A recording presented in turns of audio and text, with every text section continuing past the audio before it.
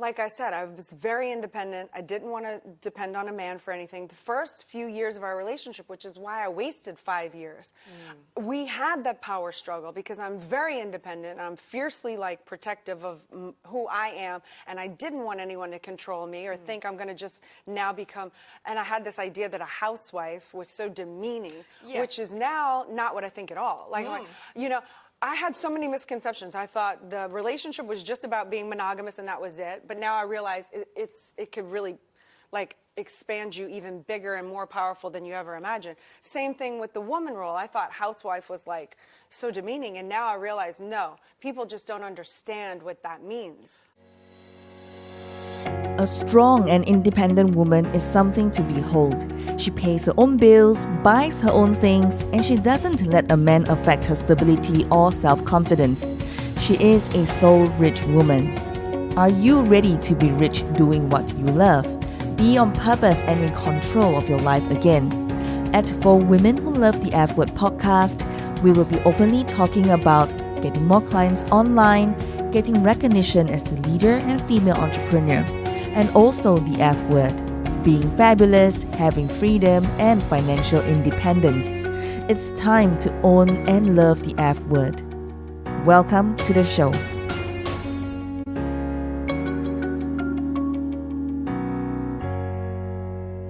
On this week's episode of Soul Rich Woman TV, we have Elena Cardone with us. Now, she has shared really powerful nuggets of her wisdom over the years as she transited from being an actress all the way to being the woman of influence, trailblazing next to Grant Cardone, not only in their business, but also having a very powerful relationship. So I want you to stay tuned, and we're definitely going to look forward to what she has for you on this episode. Today, in Marina Bay Sands, here in Singapore, we have a really special guest with us, all the way from Miami. Her name is Elena Cardone. Elena, would you like to introduce yourself? Thank you so much. It's such an honor to be here. I'm from Miami. I've been all over. And this is my first time in Singapore. So it's really an honor to meet you here today. And you just launched your book recently. Mm-hmm. Would you like to share with us a little bit more about your book? Yes, I wrote a book called Build an Empire, How to Have It All. The book was really designed to fast track any person who wants to have a lot of success in their life, not only financial, but also with spiritually or emotionally. I believe that we can have it all. It is a myth that scarcity is a myth. And I wanted to get people to think big enough, fast enough, and cut out all the years that it took me to figure out how to get to where I am now and put it in this book to help somebody as a guide to just get them there a lot faster than it took me. Yeah. And I love that. In fact, it looks like you are the trailblazing woman of influence. You grew from where you were before, and then you hit it, and then you keep moving, and then pushing it through today. What were some of your biggest struggles during the times when you were growing up and then going to the journey? Well, I was born in Madrid, Spain. As an American citizen on Spanish soil. I moved to the States when I was 1. I grew up in New Orleans, Louisiana. I was kind of a tomboy. I was never bullied. I was tough, and I never did any bullying. And so I lived I pretty much had an idyllic childhood until the age of 13, when my father knocked on my bedroom door at about 4 o'clock in the morning and said, Elena, Goldie's house is on fire. Goldie was my very best friend who lived across the street. And I was still groggy and whatnot. And then he said, and Goldie and her mom are still in the house. And when I heard those words, Goldie and her mom are still in the house, I jetted out of bed and I ran across the street. And, we were there before the fire department. We're trying to do buckets of water and hoses. And long story short, her and her mother did not survive that incident. Oh, dear. And so at 14 years old, not having anything so traumatic occur in my life, I just wasn't skilled enough at that age to deal with something like that. And my father had fought in World War II, and he was a military person, and my mom, we're just very conservative family. So it wasn't like there was any time to really cope. It was life must go on. You know, so the very next day, I stayed home from school that day, and the very next day I was expected to go to school, and I did go to school, but it was traumatizing because there was so much pain involved.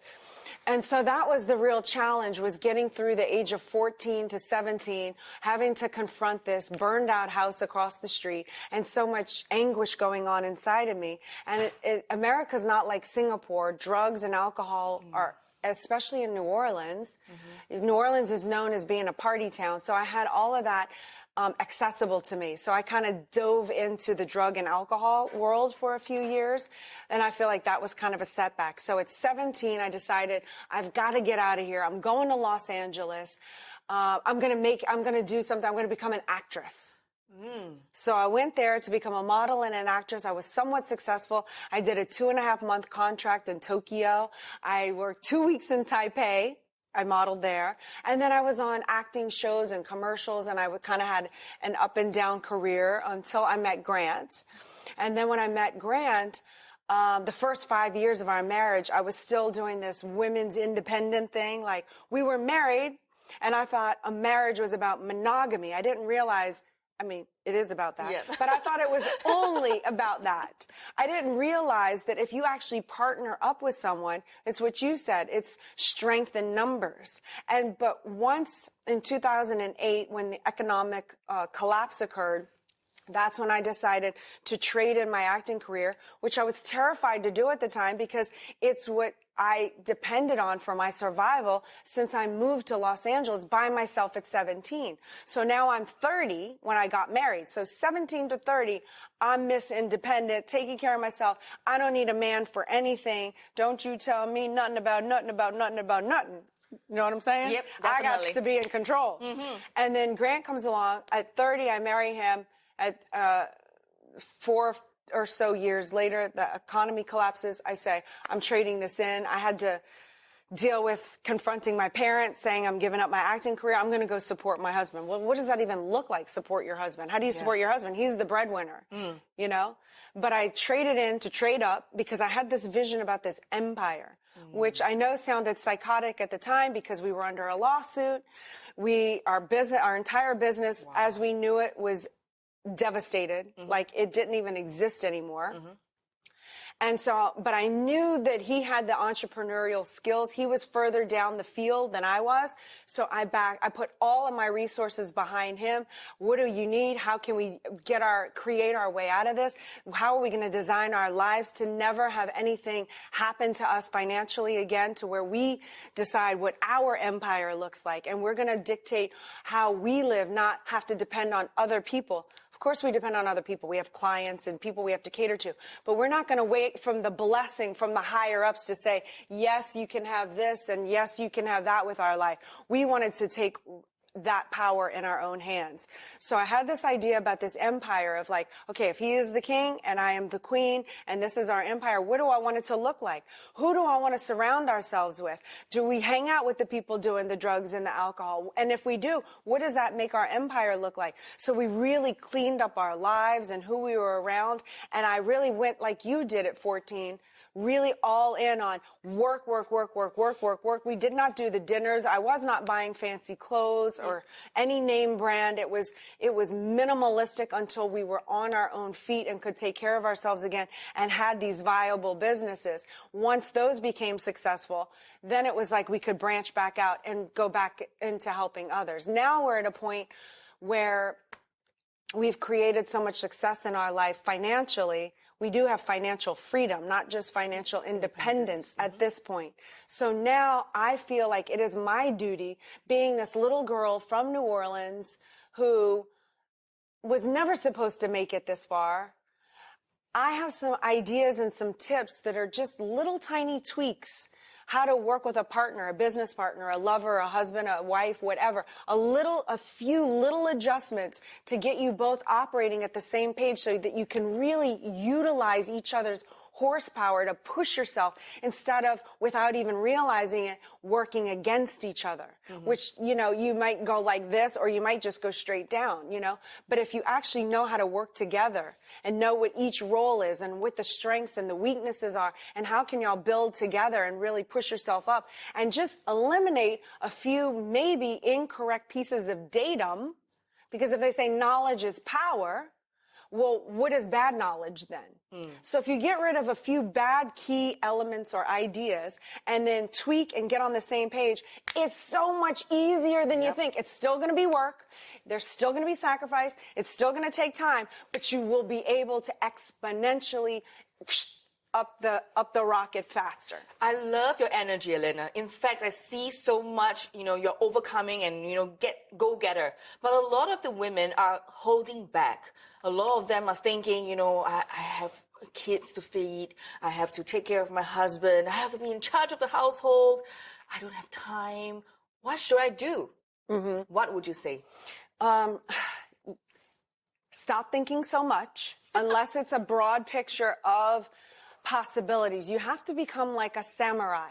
A samurai doesn't see, yes, you'll have challenges or barriers, but they're able to see beyond that. Start looking for the possibilities. Start looking for the opportunities. Sometimes your biggest problem can be your biggest solution, whether it's to help you out in the family or whether it could be your creative financial, something you can actually monetize over. Because if you're having that problem and you figure out how to solve it, chances are, if you solve that for other people, you can scale that business out. You might just have a business in your hand. So I would say to them, if you need to have help, if you need to hire somebody while you figure this out, don't feel like you have to be superhero and do everything yourself. At some point, maybe have your friend help you until you can afford to pay someone to help you. But you've got to just go out and do something. Do something. Take action. Stop thinking and do. And you can do even if your knees are trembling because you're terrified. You can still do even if you think it's not going to work and you feel ridiculous. I feel ridiculous every single day since the day I started Muay Thai a year ago. Every single day. I walk into the gym, I'm with trained professionals, and I feel ridiculous. I feel like I look heinous. I feel like I don't know what I'm doing, and I do it anyway. And every day I get a little bit better. And every day I feel completely stupid. They're looking at me. They're thinking there's no hope for this girl. She does not have a clue what she's doing. And every day I'm like, put the headgear on. Today I'm willing to try sparring. Today you're actually going to punch me in the face. I'm going to be okay with that. Definitely. You are basically taking it into your stride and just go for it. Yes. My point is it doesn't matter what you think. Most people they don't know what you're thinking. Do it anyway. Just take an action. Any action. Even if it's the wrong action. Yep. I love that. Earlier on, you mentioned in your story, you talk about how you gave up your entire modeling, acting career, and to go support your husband. Yes. Tell us, I'm so curious about this part because a lot of the women find, in this we call power struggle. There's always this power struggle happening and they don't see like a balance. It's more like, okay, you're dominant and you're submissive. That's not the case, right? Right. So how do you first take on that, not say challenge, but I would say take on that mindset to move into that behind the scenes or kind of a partnership role with Grant? And then how did you eventually become that beast in your own way? I read in your bio, your PR, you're doing all the household and you're doing so many things for the business as well. So tell us more a little bit about that. Well, like I said, I was very independent. I didn't want to depend on a man for anything. The first few years of our relationship, which is why I wasted 5 years, we had that power struggle because I'm very independent. I'm fiercely protective of who I am. And I didn't want anyone to control me or think I'm going to just now become, and I had this idea that a housewife was so demeaning, which is now not what I think at all. I had so many misconceptions. I thought the relationship was just about being monogamous and that was it. But now I realize it could really, like expand you even bigger and more powerful than you ever imagined. Same thing with the woman role. I thought housewife was like so demeaning, and now I realize no, people just don't understand what that means. So tell us what that means. So what that means is when you figure out who does what in the relationship, and I don't care who does what, I don't care if it's male or female, it's who has what strengths. Grant brought to the table this business strength of his. I'm an actress. I was an artist. I don't know anything about finances. I don't know anything about business. For me to try to battle with him in that area just because I have to be high and powerful and almighty is ridiculous, you know? And it just so happened once we had kids, I just innately am a good mother. I understand motherhood. He's a horrible mother, by the way. He's an incredible father, like great father, teaches the kids to be bold and wonderful, but a horrible mother. When I realized this, I could have him in my life, like without trying to kill him, because he'll take the kid to the grocery store in 30-degree weather wearing nothing but little tiny shorts and a tank top, while he buries himself up. Like horrible mother. Like common sense as a mother, he has none.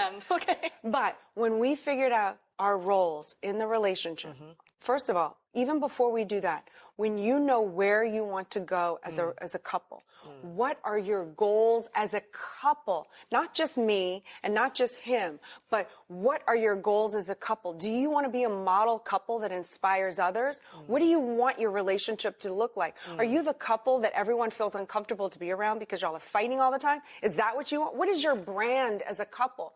Do you want to have financial freedom? Do you want to be able to travel the world on your own plane and take the kids and homeschool them and let them learn the language of the world, the cultures of the world? What is it that you want? If that's what you want, then break it down from there. What do we need? We have to have this finances in order. We have to make these sacrifices. That took years.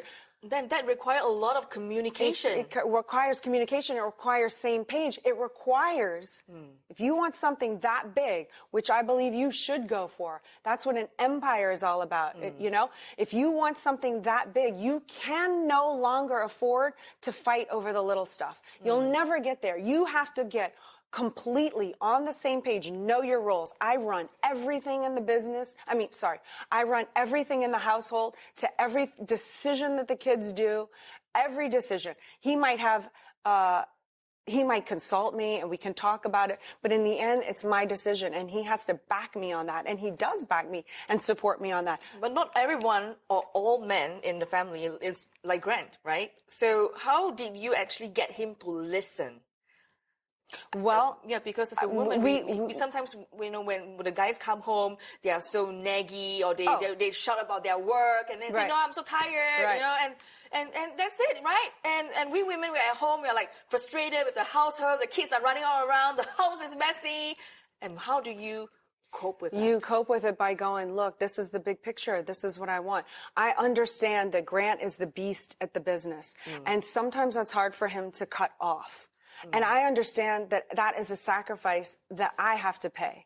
That when he comes in the door and he's all gripey and irritable, that I'm taking one for the team in those moments. I know who he is as a man. I know he loves and protects women and children. He loves me. He treats me with respect. So if he's in a bad mood and I have to like be complain to or whatnot, you know, usually I just try to get him a meal and get out of the way, or, you know, just try to like give him his space to kind of shut out what just occurred at the office life. But I need him to be a beast and an animal. And I can't expect him to just do that all the time and then shut it off and be romantic lover at home. I wish that were the case. I would love that. I'm a woman. Who doesn't want that? But it's not reality. I don't live in a fairy tale. So these are sacrifices. You have to stop thinking about what you think everything is supposed to look like and learn how to deal and cope and come up with your own solutions. Like, how do I deal when he comes home with this? How do I prepare myself to where I don't take it personally?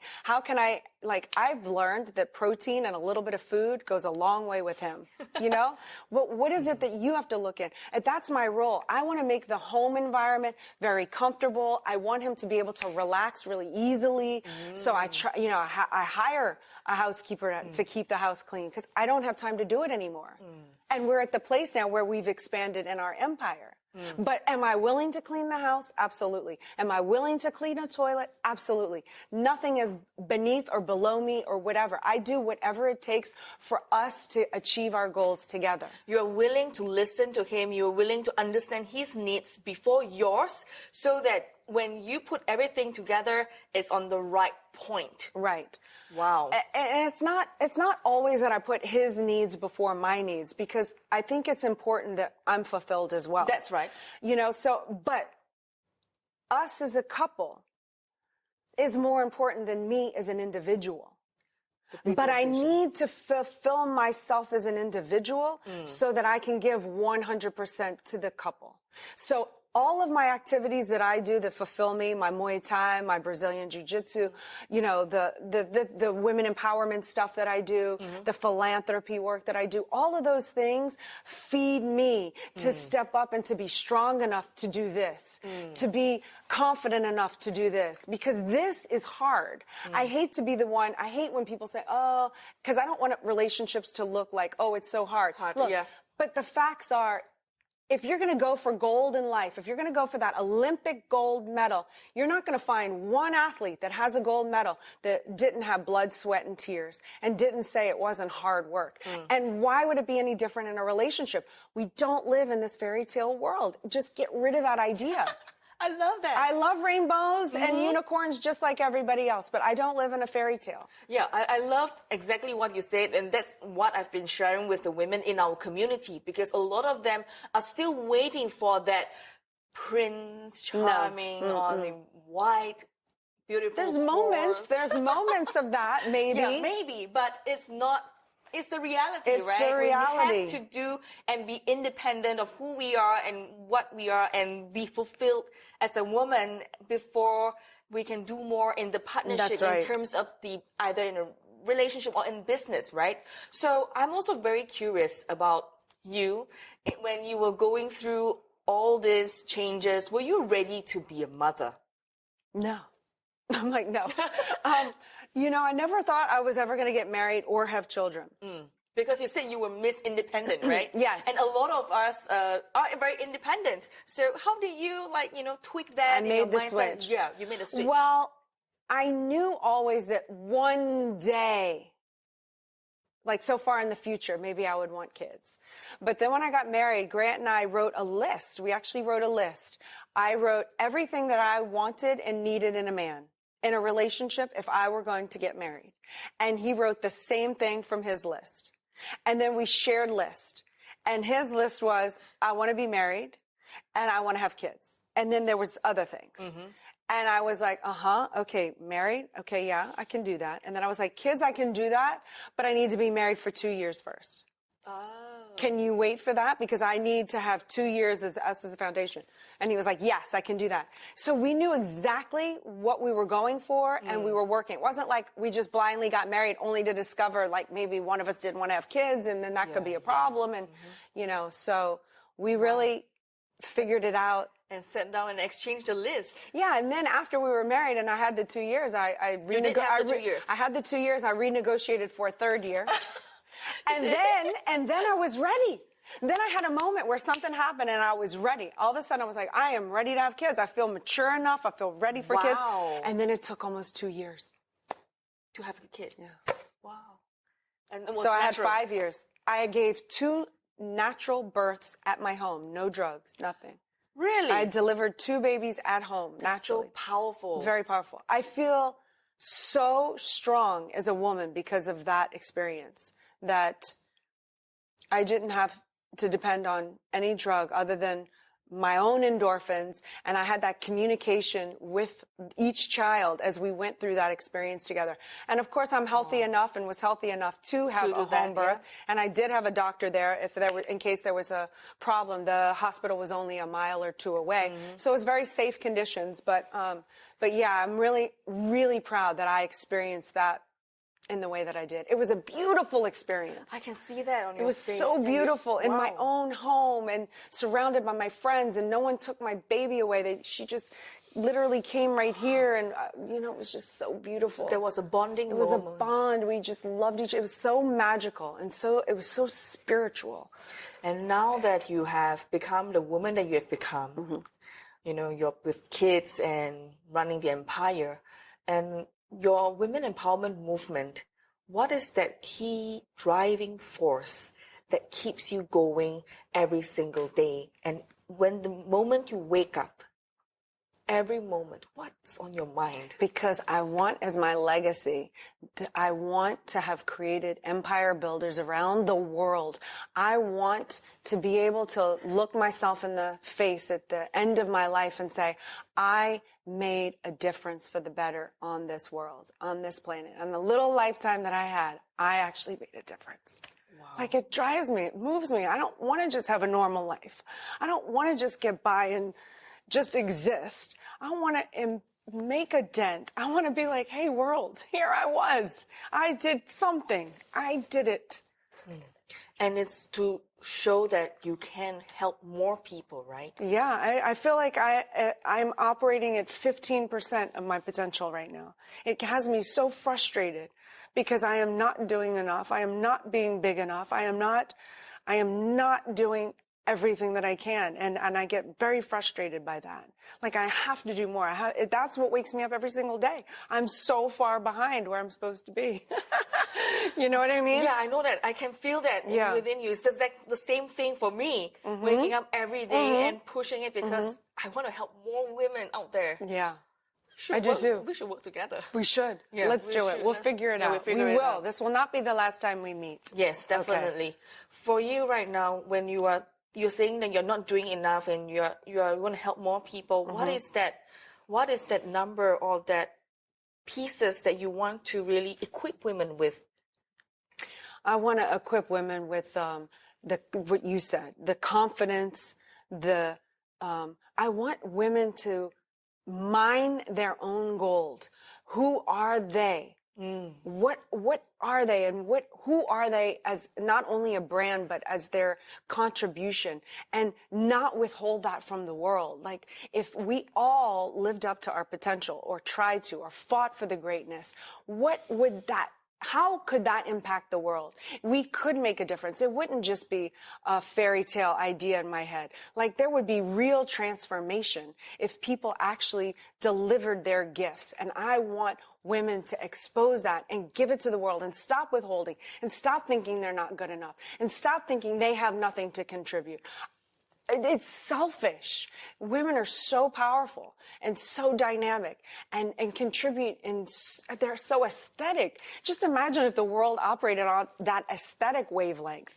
What a difference just that could make. It will make 100% difference. Yes. And we will be much more powerful than where we are than now, Right. Yeah. And imagine the children, like women who could rear children to be that from the beginning. So confidence, healthy, happy, trying to make a difference, fitting in society, not fit in traditionally like, I have to do this, but fit in like as a real contributor to make a difference for the better. Like, imagine that.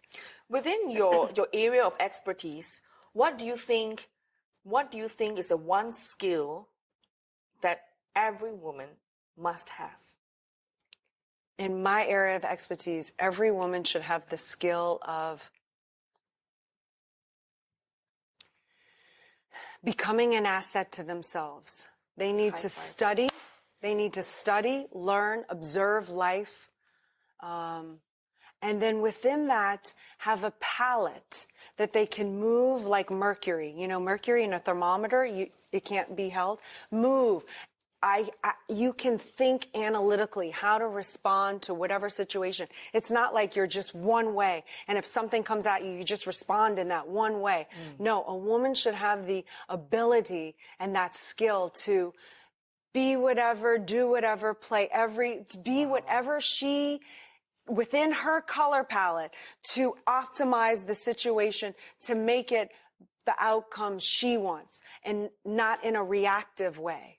but in a very artful and skillful way, to where it looks like she just has this magical life that she's created, but it's all actually been beautifully orchestrated because of her intelligence, because of her skill, because of her education and her confidence and everything that she's developed within, because she's invested that time and energy in herself. It's basically investing in herself then. Yeah.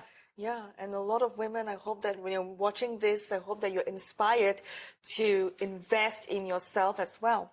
What is the one last message do you have for my audience today, our community, Soul Rich Women? That America loves you. We welcome you. Just be a friend to yourself. It took me many, many, many years to actually become a friend to myself.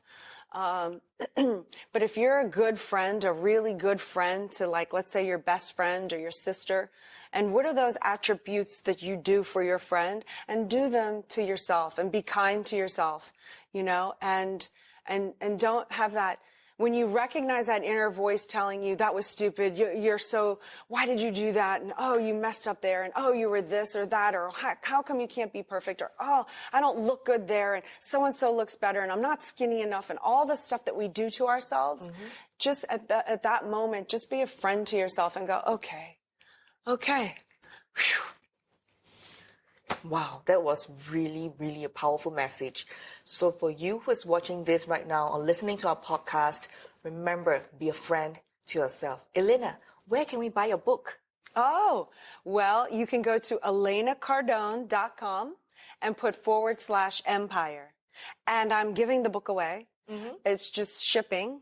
So the book is free. You can also download the audio version. Wow. As well. So if you go to ElenaCardone.com /empire, you can get the book or the audio program.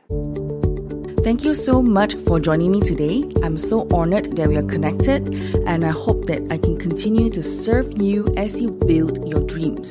And if you love this episode, and I hope that you did, rate it 5 stars. Give us that glowing review because it will help more women around the world finding the Soul Rich Woman podcast. Alone you are strong, together we are unstoppable. Now share this with every woman who needs it, because this is how we are changing the world, one woman at a time.